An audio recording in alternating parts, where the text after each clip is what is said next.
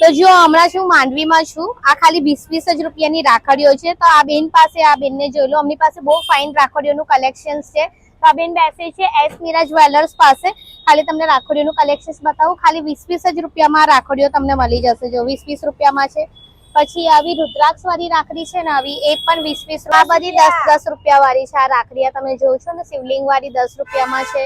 પછી આ પણ 10 વાળી છે. તો 10-10 વાળી રાખડીઓમાં બી સારું એવું અહીંયા કલેક્શન છે. જો આ બધી 10-10 વાળી છે.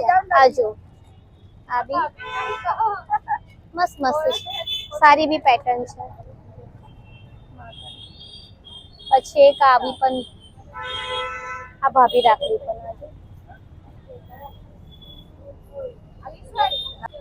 તો જો આ દાદા પાસે મને બધા કરતા યુનિક જ રાખડી મળી છે.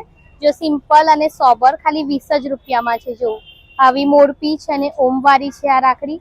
પછી આ જો આ પણ 20 જ રૂપિયામાં છે. તો એકદમ કોઈને સિમ્પલ અને સોબર રાખડી પસંદ હોય ને, તો અહીંયા વિઝિટ કરજો, જ્યાં 10 થી લઈને 20 રૂપિયા સુધીનું રાખડીનું કલેક્શન છે.